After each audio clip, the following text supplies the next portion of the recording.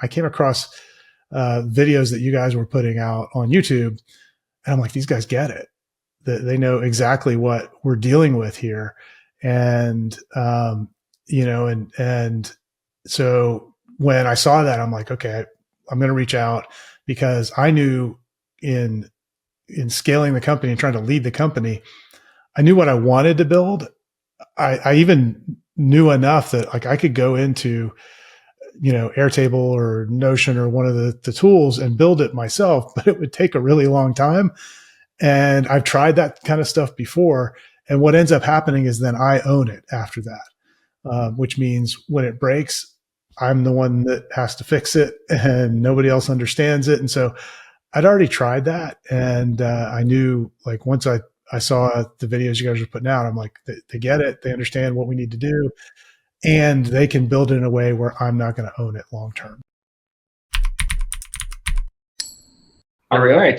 Steve Gordon is the founder of a publishing company, marketing company, publishing company. And actually, I'd love if you, Steve, would tell us about yourself, both in terms of your current role, your current business, as well as your history and your background. Because I know we connected over the mutual engineering background. So would love if you were to brag about your current job or your current business, as well as your past experience as well. Yeah, well, I describe myself as a recovering engineer. So I spent about 12 years growing a business in that industry. And I was the engineer that could talk to the humans. And so I quickly gravitated to sales and marketing, enjoyed that, left and started a marketing consulting company that has over the last 15 years evolved and grown into $1 Million Author, which is our current brand name. And what we do is we help professionals write a book about how they help people and then teach them how to use that book to go get clients. And it's awesome because I get to meet and work with a lot of really smart people and learn everything it is that they do in their business to help folks. And then we get to help them just become an industry leader, or they go from best kept secret to living that kind of life of being the one that everybody looks to, being the one that wrote the book. Cool. And I think one thing that's especially, or is also relevant for context, is how big is your company in terms of team size, Sure. as well as revenue? And I'd also love for you to touch on the situation that you were in beforehand. Relative to your engineering experience, I think you had a pretty good process map and pretty good knowledge yourself about systems and theory. And we talked about theory of constraints. And you had a pretty good process map initially. So we'd love to, for the folks watching, provide some context about where your business was at when you first came to us in terms of team revenue, as well as the documentation you had in place. Yeah. So we had gone through just a tremendous growth phase, and we doubled in size in a year. So we went from right around $1 million in revenue to over $2 million, and now we're over $3 million. And team went from about 6 of us to 32 over the course of 18 months. And when you have that kind of growth, everything in the business breaks. And, and it just becomes this huge problem. And so we had taken the time to sit and kind of map out our process. I'm a big believer in, theory of constraints, and fantastic book called The Rules of Flow that lays that out for a service business and how to think about it, which is a little bit different than how you would apply it in manufacturing. And I was, I'd kind of designed the system, but I didn't have a way to manage it. And we were trying all the project management tools to manage what really wasn't a project. It was a process that we were, and that's kind of this maybe seems like semantics, but when you're actually working through it, it's very, very different. And I came across videos that you guys were putting out on YouTube, and I'm like, these guys get it. They know exactly what we're dealing with here. And, and so when I saw that, I'm like, okay, I'm going to reach out, because I knew in scaling the company and trying to lead the company, I knew what I wanted to build. I even knew enough that like I could go into, Airtable or Notion or one of the tools and build it myself, but it would take a really long time. And I've tried that kind of stuff before. And what ends up happening is then I own it after that, which means when it breaks, I'm the one that has to fix it and nobody else understands it. And so I'd already tried that. And I knew like once I saw the videos you guys were putting out, I'm like, they get it. They understand what we need to do and they can build it in a way where I'm not going to own it long term. So it's been fantastic to kind of go through that process and have you guys as both a thinking partner and an implementer of what's become a super sophisticated system for running our fulfillment process. Awesome. That's great to hear. One thing that I would say was unique when you originally came through with us is you already have done the sort of groundwork of doing the process map, figuring out the gates, figuring out how does the process work. So we were kind of stepping into, I would say, a more mature process than traditionally we would normally come through. Usually the situation is way more messy. But for some reason, even though you have done the groundwork, you kind of said like this feels like something we could do internally. What made you make the decision to even go sort of, hey, I'm gonna get some outside help? Was it just like this is like time constrained? Were things breaking in a sense where you felt like this was like a sort of a problem that was like too much to tackle? What sort of prompted you to make the decision, okay, I'm going to get some outside help? Because sometimes we run into great operators, great builders who internally kind of have the same thought process, but maybe they never kind of cross the line. They try to tinker themselves. What was the decision-making process for you there? Really simple. I mean, time is more valuable than money. And, working with you guys was buying a shortcut. I don't know how to say it. I mean, you either have that mindset or you don't. And the people that I know that are, 10 or 20 times more successful than I've been all have that mindset. So, yeah. So it was kind of a no brainer. And the way you guys structure it too makes it easy to get started. And I think, and the way that you go about kind of understanding a business is it's really systematic, and I think that's important too. And I think if I'm thinking about the person on the other side of watching this interview right now, they're like, okay, well, it's just writing books.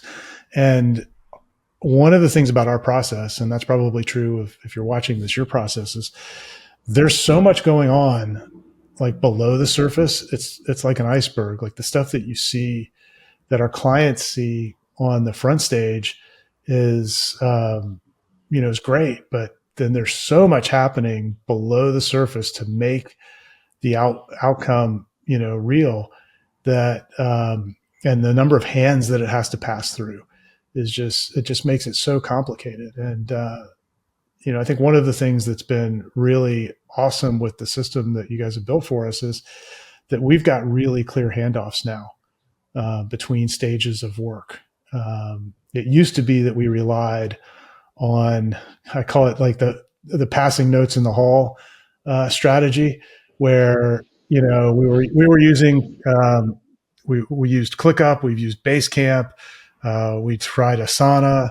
Like they were all the wrong. They're great systems, but they were the wrong system for the problem that we had. And so we'd have all these tasks. We'd have a template of I think I told you guys when we started, like we had a ClickUp implementation with 15,000 tasks in it. And, because every project had 100 something tasks, we were working on like 150 books at a time. And that just becomes so much overhead to try and manage, where you have to go, okay, this person has to check this off. Then they have to pass the note in the hall. That might be a Slack message or a comment in the tool or whatever. And they got to hope that in the middle of all of that noise that's happening, because you have 10,000 pieces of information to manage across all these projects, that signal gets through the noise. And what we were finding is a lot of times it just got buried in all the noise and things got dropped. And so what we've recreated together is this really elegant flow. And it's taken some time and some work to sort of wrestle that problem to the ground and get our hands around it.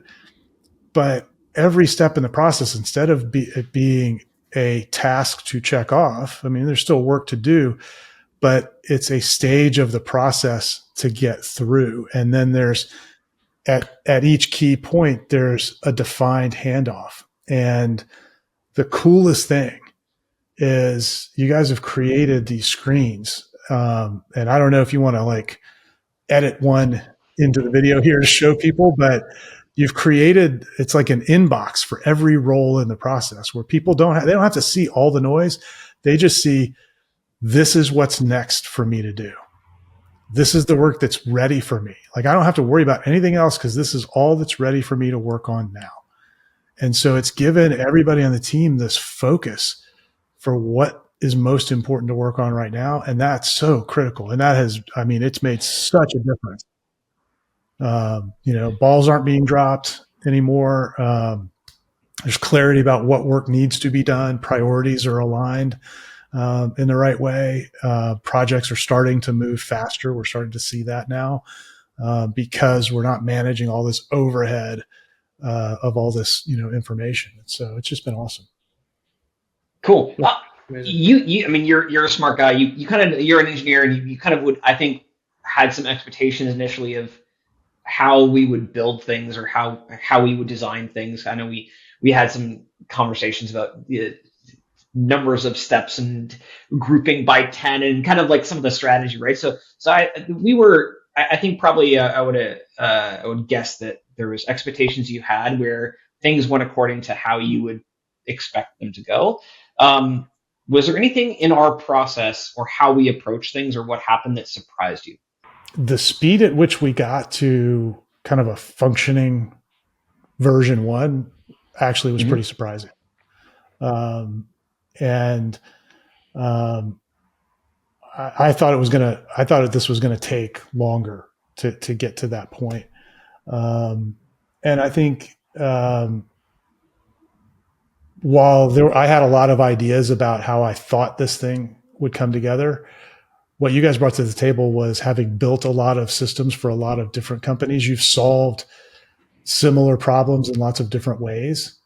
And so you brought some unique solutions that I wasn't expecting, so what we were just talking about, the whole inbox approach to build, handling the workflow so that people knew exactly what to work on. It wasn't something that I had thought of or conceived of at all, but it's the exact right solution. And so it's, things like that were surprising. Were there any other things that come to mind as surprising solutions or surprising ideas that you wouldn't have thought of, but now that you've seen it, now that you've experienced it, has been the right solution for you? The level of detail and granularity that you guys have put into that around the stage of the work. So if you think about the way we've laid out this system, it's almost like a factory for producing a book. Yeah. And so when a client comes in with us, they flow from, an initial onboarding all the way through graduation. And so every time we thought, oh man, this is a roadblock, this isn't going to work, you're like, no, we just haven't gotten the status of that piece of work dialed in and granular enough. And I was really shocked at how deep we needed to go there. And now seeing the clarity that comes out of that, like we know exactly where everything is and why it's there and how long it's been there. And I mean, it gives you so much clarity about where things are. And when you're dealing with a lot of, we've got a lot of clients moving through at one time, there's no way to keep all of that in your head. And that's where things had really started to break down for us as we grew, is that I couldn't keep it all in my head anymore. No one could. And so we don't have to do that. We have very simple screens that just tell us this is where it is and this is what's next. Awesome. I'd say one thing that I remember from one of our conversations is once the system was sort of live, you told us, hey, our CSM team now has more capacity than we planned for, which was one of the sort of benefits of obviously having the system.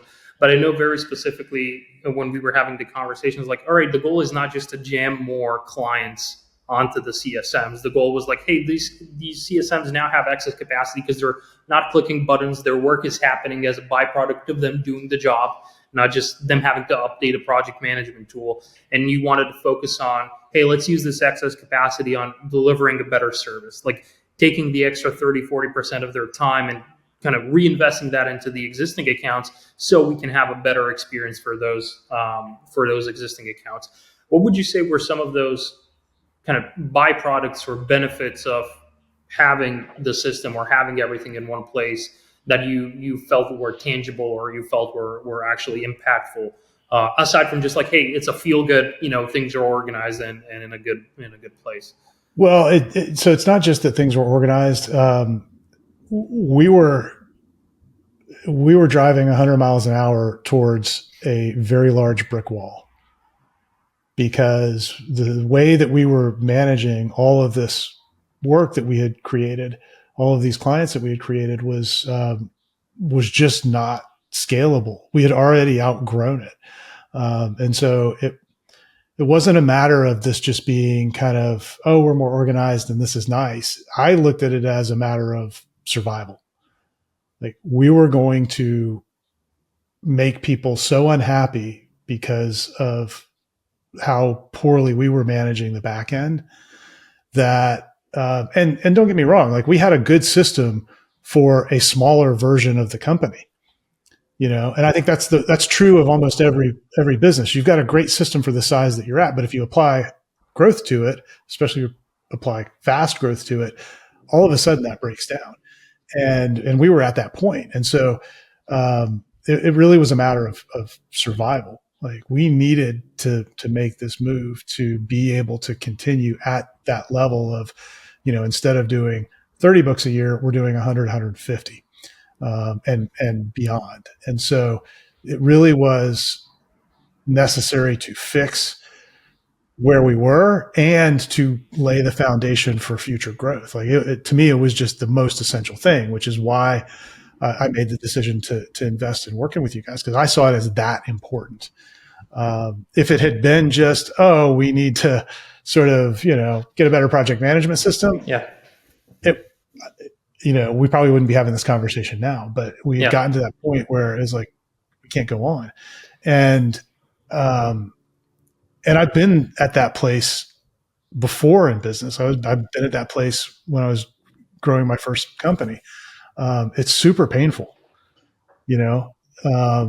and if there are business owners watching this, they probably felt it or are feeling it now, because you get that kind of growth, especially at that stage, and everything in the business is probably still intimately tied to you as the founder.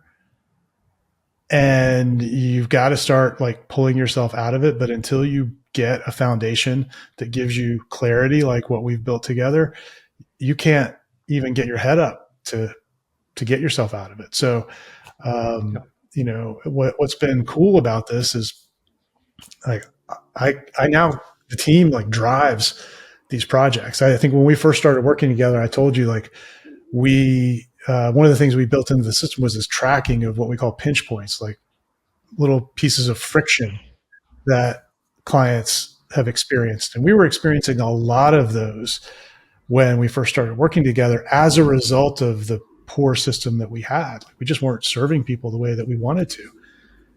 And so we built this feature to track these, because I thought that was going to be really important. And the interesting thing is that because we freed up CSM time and they're more hands-on with clients and having more personal interaction with them, and they're more on top of things and less in the weeds and confused, we hardly are logging any of those. We had a conversation like a few weeks ago, because we were like, hey, is there a problem with this functionality? Because it's not being used, and you're like, oh no, we just don't have any issues. I'm like, oh, okay. Right. Yeah. So you want to talk about a significant tangible benefit.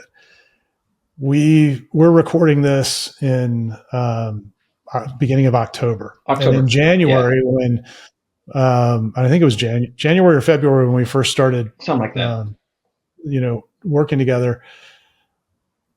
I was being pulled into lots of client work where there were issues. And if you could trace back most of those issues, it was that our system stuff got lost. And so then there was cleanup. And I can tell you, we rolled the system out in June, and so now it's October.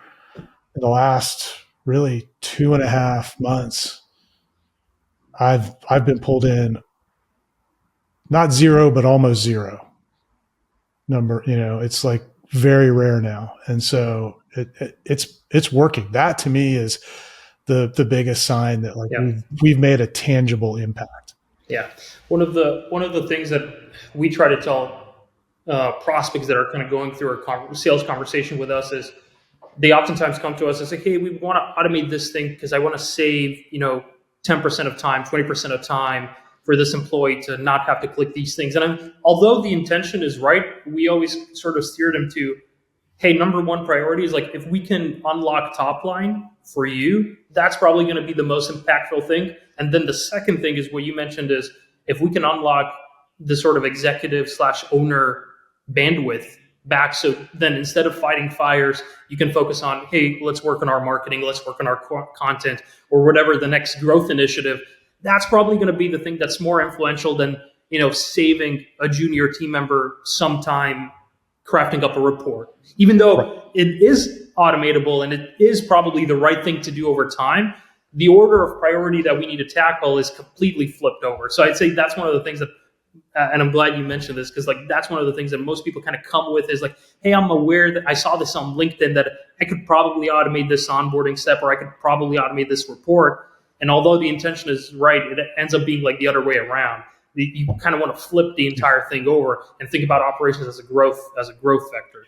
Yeah, look, I see that stuff all the time online, and it's super sexy, and it'll get my attention. And I think that was one of the best pieces of advice that you guys gave early on was, hey, let's just focus on getting everything organized and into a workflow, and then later we'll automate. And I think that's sort of what we've done, and what's been now we're in this phase of we're running it, and I'm and I've kind of got the team and our director of operations observing and taking notes and like, okay, now now that we have this, what are the next friction points? Because we're going to be coming back to you saying, okay, here are the big friction points within this system now.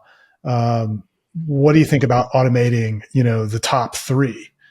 And I think that's the way to approach it. But the other thing is it can't all happen at once.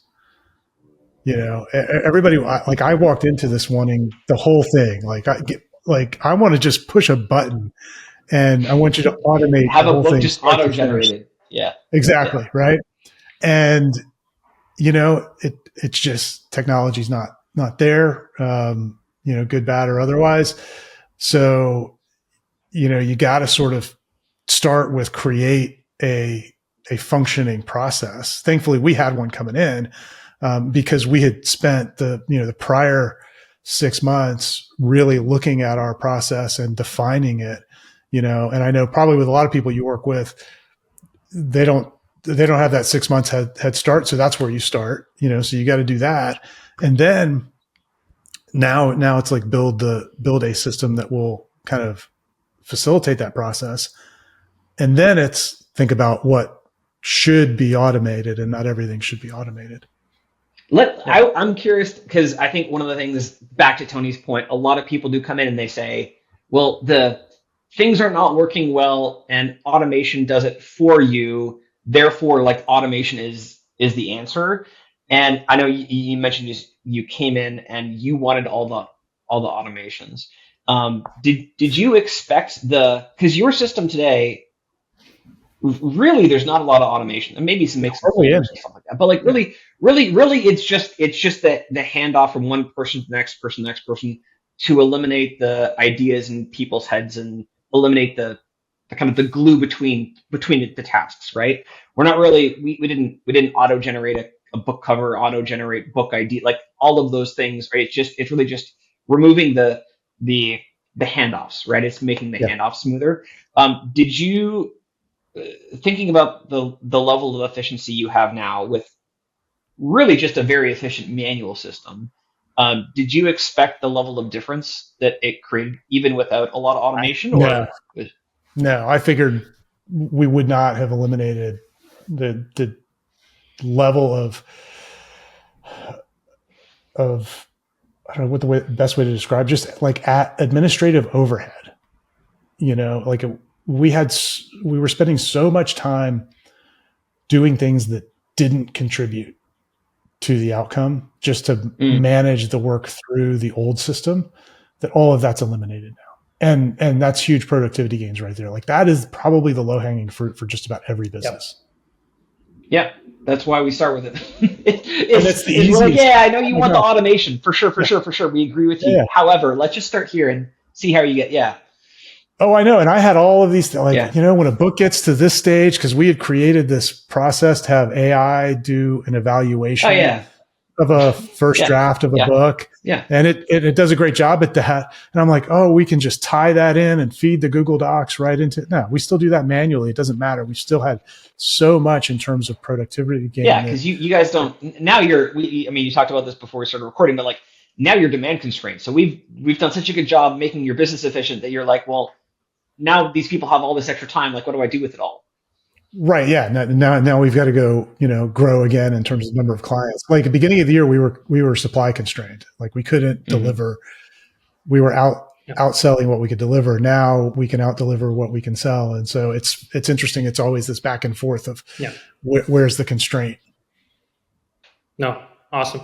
I'd say, I mean, you've done such a good job explaining of, I think, what we do to the greatest extent. So, is there anything you would want to add to that you probably haven't touched upon for someone who's considering either working with us or in the process of being onboarded with us that you want to share with the folks that are watching this video? Just trust the process, and and if you're thinking you need it, you probably need it. And you guys have been phenomenal to work with. You've been super flexible. You've helped us think through some really prickly problems, and how do we implement it.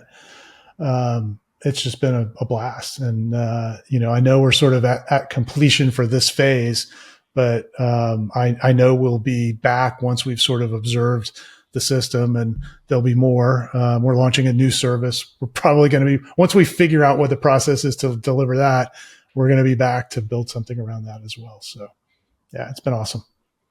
Awesome. Thanks so much, Steve, for the time. Thanks for the interview. And we're looking to do a part 2, whatever that new service is, once that's up and running. Can't wait.